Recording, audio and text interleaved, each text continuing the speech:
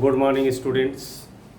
हम लोग electric dipole के बारे में पढ़ रहे थे और इलेक्ट्रिक डाइपोल के बारे में हमने एक चीज़ बताई थी कि इलेक्ट्रिक फील्ड या intensity of electric field dipole के ड्यू टू निकालना बड़ा इम्पॉर्टेंट है और एग्ज़ाम के पॉइंट ऑफ व्यू से भी और वैसे भी काफ़ी महत्वपूर्ण हेडिंग है ये।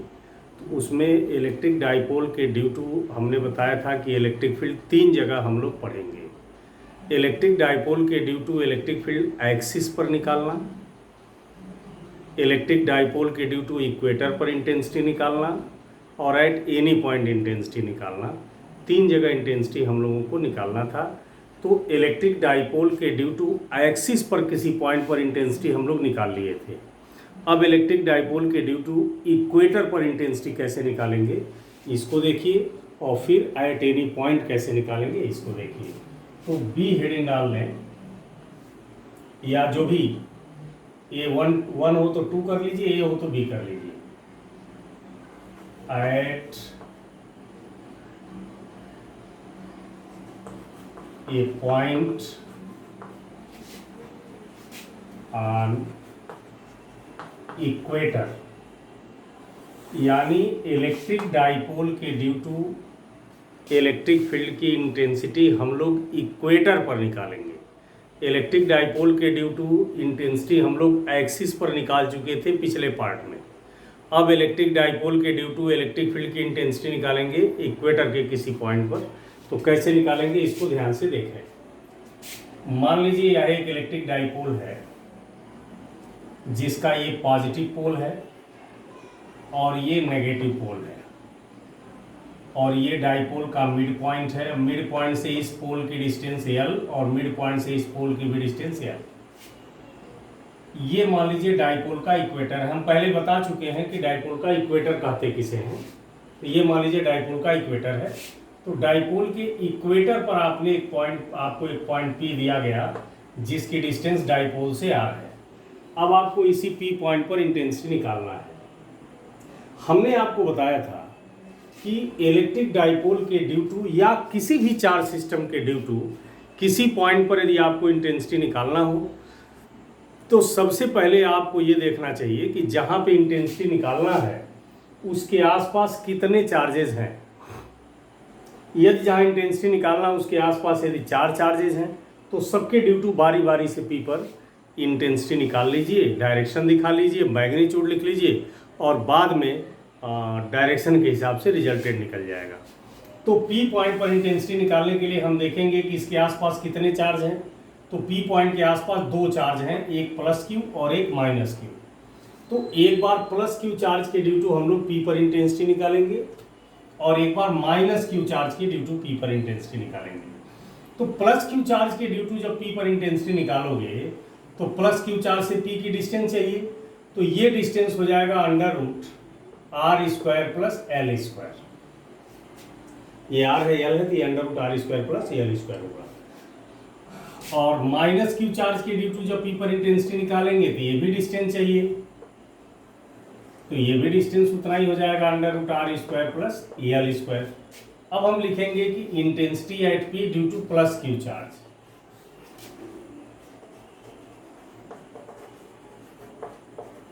Intensity at point P due to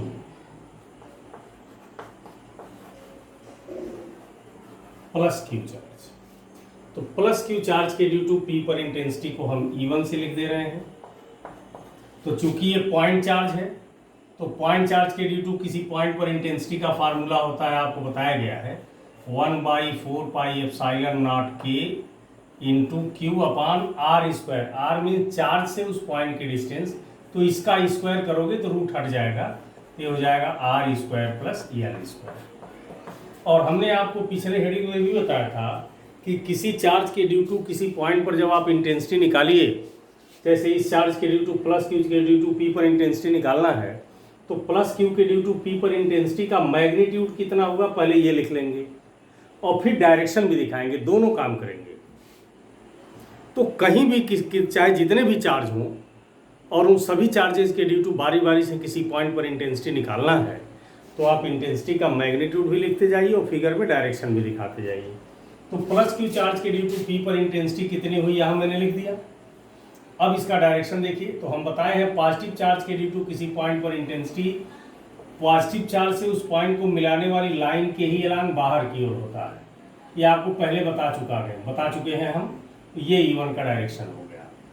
अब उसी तरह से माइनस क्यू के ड्यू टू पी पर इंटेंसिटी निकालेंगे, तो यहाँ लिखेंगे सेम एज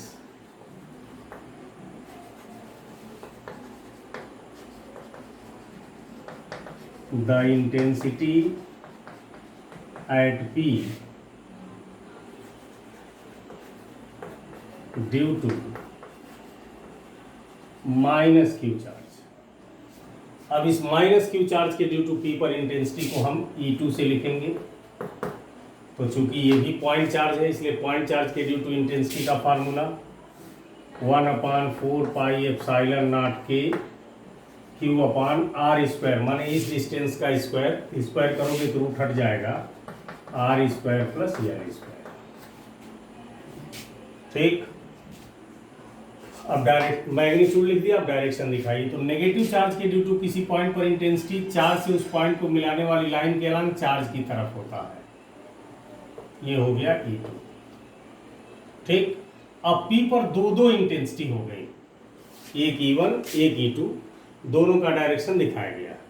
अब P पर रिजल्टेंट इंटेंसिटी निकालने के लिए क्या करिए कि इसी ये जो दोनों पोल को मिलाने वाली लाइन है, इसके पैरेलल एक लाइन खींच दीजिए। इस एंगल को हम थीटा मान लेते, ये भी एंगल थीटा होगा, ये भी थीटा होगा। अब आप क्या कीजिए, E1 और E2 को रिजॉल्यूट कीजिए। तो E1 को जब रिजॉल्यूट करेंगे तो एक कंपोनेंट इधर होगा E1 साइन थीटा, और एक कंपोनेंट इधर होगा E1 cos थीटा। उसी तरह से E2 को रिजॉल्यूट करोगे तो एक कंपोनेंट इधर हो जाएगा E2 साइन थीटा, और इधर हो जाएगा E2 cos थीटा। अब देखिए E1 और E2 दोनों सेम हैं। From equation 1 and 2 E1 is equal to E2। E1 और E2 आप देखिए, E1 की वैल्यू ये है, E2 की वैल्यू ये है, दोनों सेम है। तो जब E1 और E2 सेम हो गए तो E1 साइन थीटा और E2 साइन थीटा भी सेम हो जाएंगे। E1 साइन थीटा और E2 साइन थीटा भी सेम हो जाएगा। और जब E1 साइन थीटा और E2 साइन थीटा दोनों सेम हो गए, और चूंकि इनका डायरेक्शन अपोजिट है, तो हम जानते हैं कि दो वेक्टर इक्वल और अपोजिट हो तो उनका रिजल्टेंट 0 होता है।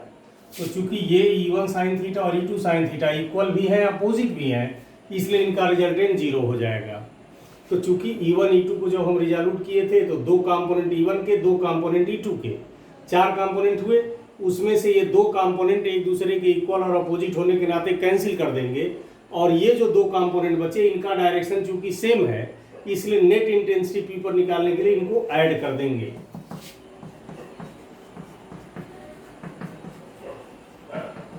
नेट इंटेंसिटी एट P निकालना हो तो इन दोनों कंपोनेंट को ऐड कर दीजिए। E is equal to E1 cos theta plus E2 cos theta.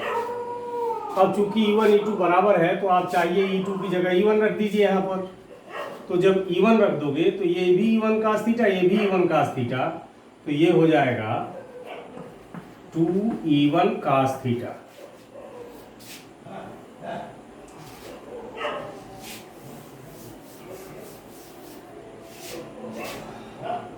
E is equal to 2E1 cos theta. E1 की वैल्यू रखिए, तो E1 की वैल्यू आई है 1/4 पाई एप्सिलॉन नॉट के q upon r square plus l square into cos theta की value figure से निकालिए। तो cos theta is equal to base upon hypotenuse, तो बेस है L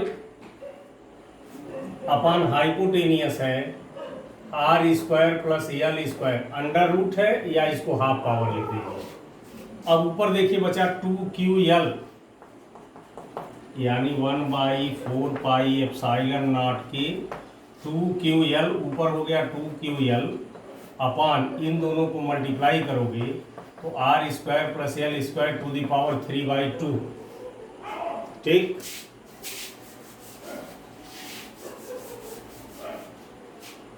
अब इसको सॉल्व करिए। तो 2QL को आप P लिख सकते हो, क्योंकि आप पढ़े हो P is equal to 2QL, तो यहाँ 2QL की जगह P रख दिया जाए तो E is equal to 1/4πε0K P upon r square plus l square to the power 3/2। तो इलेक्ट्रिक डाइपोल के ड्यू टू इक्वेटर पर किसी पॉइंट पर इंटेंसिटी निकालना हो तो आपका ये फार्मूला होता है।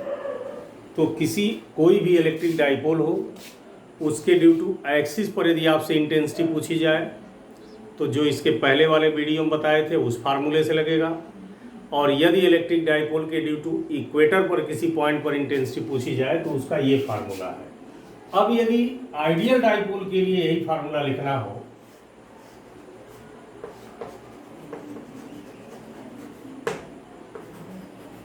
फॉर आइडियल डाइपोल, तो हम बताए थे आइडियल डाइपोल का मतलब कि यल की वैल्यू आर के कंपेयर में बहुत छोटी हो। तो आप क्या कीजिए, इस फार्मूले में जब यल आर के कंपेयर में बहुत छोटा है तो यल को इग्नोर कर दीजिए। तो जब यल को इग्नोर कर दोगे तो r square to the power 3/2, 2 से 2 कट जाएगा, आर क्यूब हो जाएगा। तो ये हो जाएगा E is equal to 1/4πε0K P upon r cube.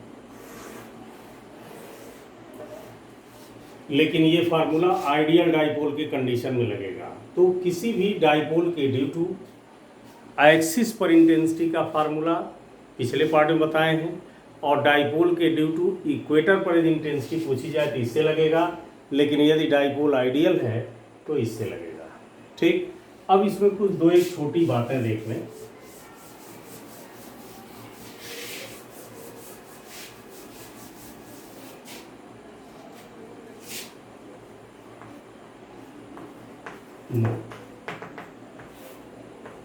अब देखिए इलेक्ट्रिक डाइपोल के ड्यू टू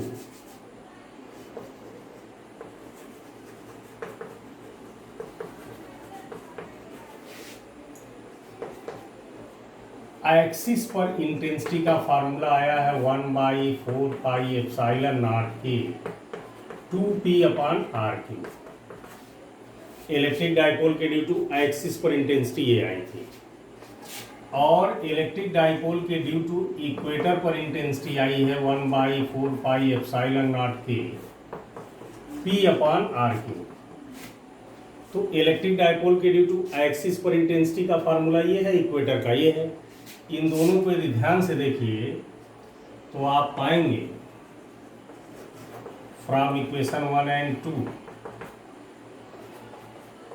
एक्सिस पर इंटेंसिटी इक्वेटर पर इंटेंसिटी की 2 टाइम्स होती है। इक्वेटर पर जो इंटेंसिटी आई है 1/4πε0P अपॉन आर क्यूब, और एक्सिस पाया 2P अपॉन आर क्यूब। तो इन दोनों को कंपेयर कर सकते हो कि एक्सिस पर इंटेंसिटी इक्वेटर की दुगनी है। इसका मतलब कि किसी डाइपोल के एक्सिस पर इंटेंसिटी मैक्सिमम होती है, और ज्यों-ज्यों हम एक्सिस से इक्वेटर की तरफ बढ़ते हैं इंटेंसिटी कम होती जाती है, और इक्वेटर पर इंटेंसिटी मिनिमम होती है। तो यहाँ पर लिख लीजिएगा कि electric intensity of electric field due to dipole is maximum at axial position and minimum as equatorial position. यानी किसी इलेक्ट्रिक डाइपोल के ड्यू टू एक्सिस पर इंटेंसिटी मैक्सिमम होती है, और ज्यों-ज्यों एक्सिस से आप इक्वेटर की तरफ बढ़ेंगे इंटेंसिटी कम होती जाएगी, और इक्वेटर पर पहुंचते पहुंचते इंटेंसिटी मिनिमम हो जाएगी। ठीक, दूसरी चीज डायरेक्शन।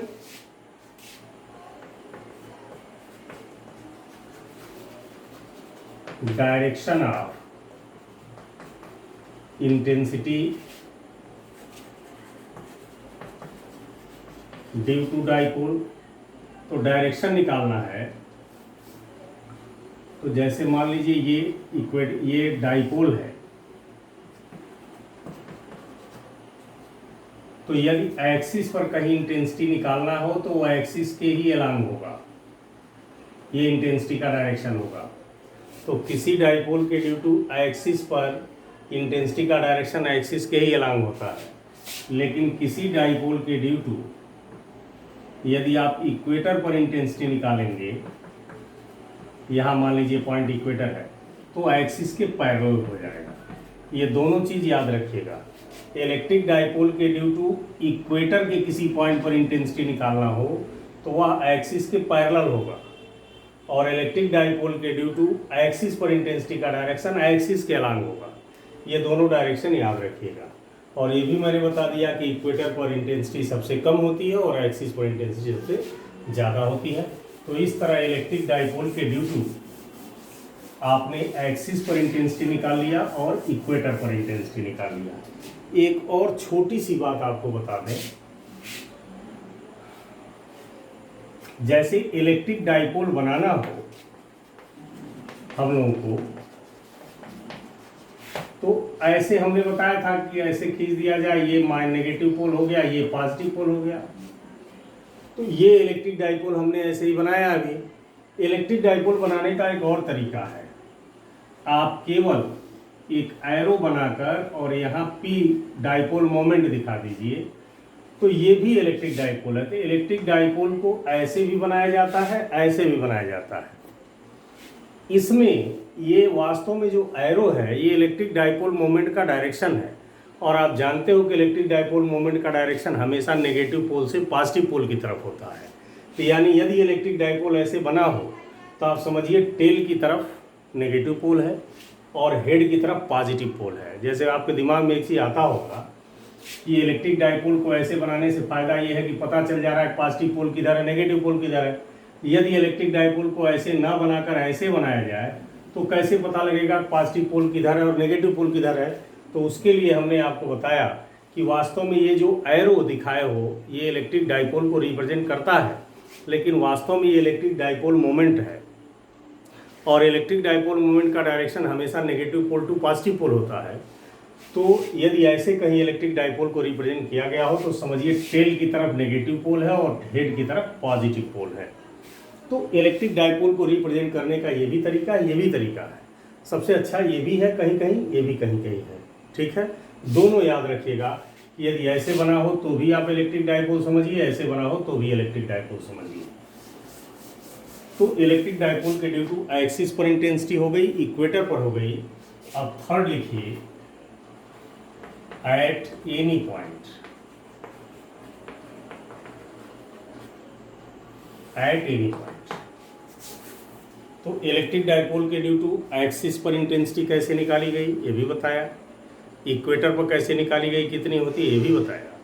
अब ऐसे पॉइंट पर डाइपोल के ड्यू टू इंटेंसिटी निकालिए जो ना तो एक्सिस पर हो और ना ही इक्वेटर पर हो। जैसे देखिए, मान लीजिए ये हमारा इलेक्ट्रिक डाइपोल है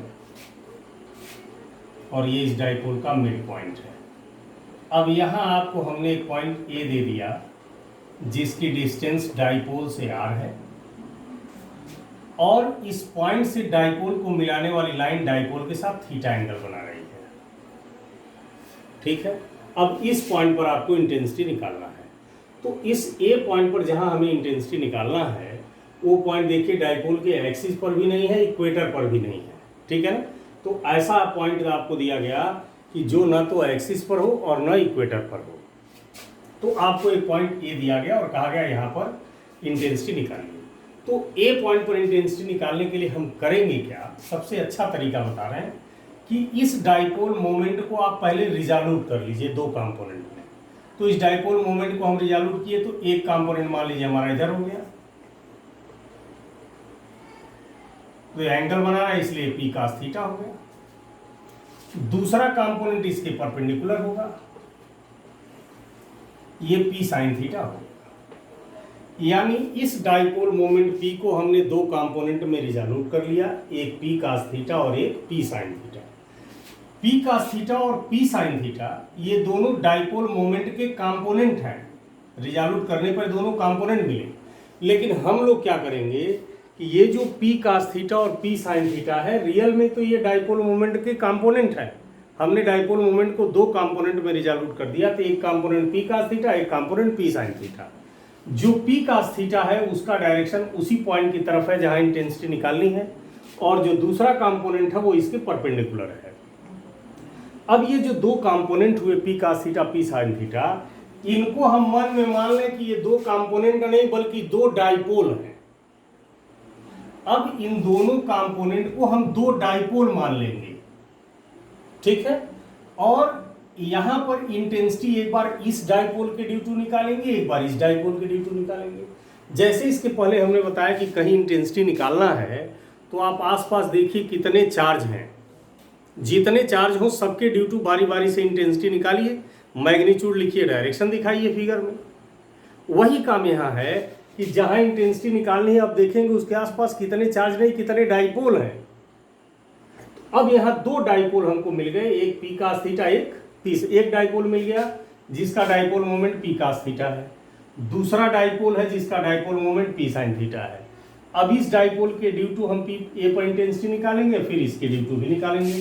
तो सबसे पहले हम लिखेंगे intensity at point A due to dipole P cos theta. Due to dipole P cos theta क्या, due to such dipole which dipole moment is P cos theta. तो उस डाइपोल के ड्यू टू ए पर इंटेंसिटी निकालेंगे जिसका dipole moment P cos theta है। अब देखिए ए पॉइंट इस डाइपोल के एक्सिस पर है, इसलिए इस डाइपोल के ड्यू टू ए पर जब हम इंटेंसिटी निकालेंगे तो एक्सिस वाला फार्मूला लिखेंगे। और चूंकि एक्सिस वाला फार्मूला आप जानते हो 1/4 पाई एप्सिलॉन नॉट के 2p/r³, ठीक है। लेकिन चूंकि इसका डाइपोल मोमेंट p ना होकर p कास थीटा है, इसलिए 2p कास थीटा/r³। तो इस डाइपोल के ड्यू टू ए पर इंटेंसिटी निकल गई। चूंकि ये पॉइंट इस डाइपोल के एक्सिस पर है, इसलिए इस डाइपोल के ड्यू टू ए पर इंटेंसिटी निकालने के लिए एक्सिस वाला फार्मूला लगाए हैं। और चूंकि एक्सिस पर इंटेंसिटी 2p/r³ होता है, इसलिए 2p/r³। चूंकि इसका डाइपोल मोमेंट p ना होकर p कास थीटा, इसलिए p की जगह p कास थीटा लिख दिया। अब डायरेक्शन दिखाइए। हम बताए एक्सिस पर इंटेंसिटी का डायरेक्शन एक्सिस के ही अलांग होता है, अभी बताया थोड़ी देर पहले। अब इस डाइपोल के ड्यू टू इंटेंसिटी निकल गई। अब इस डाइपोल के ड्यू टू ए पर इंटेंसिटी निकालिए, same as intensity at A due to dipole P sine theta. अब इस डाइपोल के ड्यू टू हमें ए पर इंटेंसिटी निकालनी है, तो ये ए पॉइंट इस डाइपोल के इक्वेटर पर है, इसलिए इस डाइपोल के ड्यू टू ए पर इंटेंसिटी निकालने के लिए इक्वेटर वाला फार्मूला लगाएंगे। तो इक्वेटर पर इंटेंसिटी का फार्मूला है 1/4 पाई एप्सिलॉन नॉट के p/r³। तो इसका डाइपोल मोमेंट p नहीं, p साइन थीटा, इसलिए p साइन थीटा/r³। और हमने अभी बताया है कि इक्वेटर पर इंटेंसिटी एक्सिस के पैरेलल होती है, तो यहाँ पर इंटेंसिटी इसके ड्यू टू जो होगी वो इसी के पैरेलल होगी। यानी अब ए पॉइंट पर दो इंटेंसिटी हो गई, E1 और E2, और दोनों परपेंडिकुलर है, तो इनका रिजल्टेंट निकालेंगे तो रिजल्टेंट ये हो जाएगा। चूंकि E1 और E2 दोनों परपेंडिकुलर है, तो ए पॉइंट पर दो इंटेंसिटी हो गई E1 और E2 और दोनों परपेंडिकुलर है, इसलिए रिजल्टेंट कैसे निकालेंगे,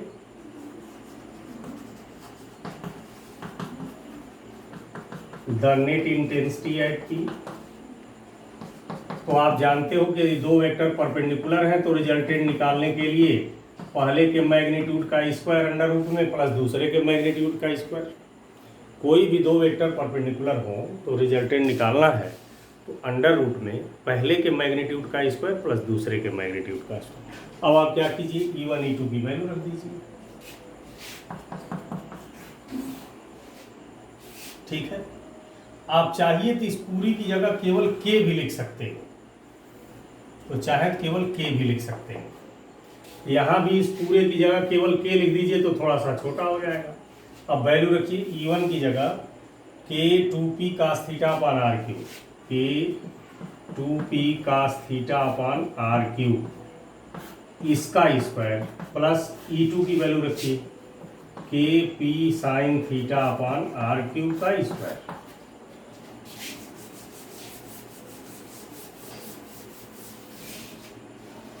अब स्क्वायर कीजिए,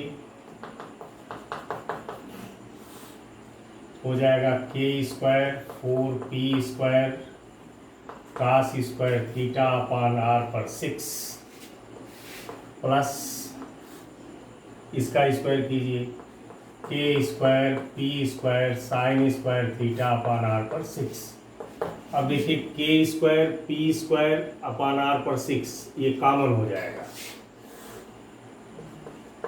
के स्क्वायर p² अपान आर पर 6 कॉमन हो जाएगा, बचा 4 cos square theta plus sine square theta. इसको बाहर करेंगे हो जाएगा k p upon r cube और अंडर रूट में हो गया 4 cos square theta plus sine square theta. आप चाहिए तो के की जगह फिर 1/4 पाई एप्सिलॉन नॉट लिख लीजिए into p upon r cube. अब 4 कास स्क्वायर थीटा को लिख सकते हो 3 cos square theta plus cos square theta plus sine square theta. 4 cos square theta को 3 cos square theta plus cos square theta. अब ये 1 हो गया 1/4 pi epsilon not k p upon r cube under root 3 cos square theta plus 1। तो किसी electric dipole के due to यदि ऐसे पॉइंट पर इंटेंसिटी निकालने को दिया जाए जो पॉइंट ना तो एक्सिस पर हो ना तो इक्वेटर पर हो, तो ऐसे किसी पॉइंट पर जो एक्सिस इक्वेटर दोनों पर नहीं हो इंटेंसिटी निकालना हो तो इसी फार्मूला से हम निकाल लेंगे। तो ये डाइपोल के ड्यू टू एक्सिस पर, इक्वेटर पर और एट एनी पॉइंट तीनों जगह इंटेंसिटी खत्म हो गई और ये हेडिंग कंप्लीट हो गया। अगले वीडियो में अगली हेडिंग पढ़ाई जाएगी। आज के लिए इतना ही, थैंक यू।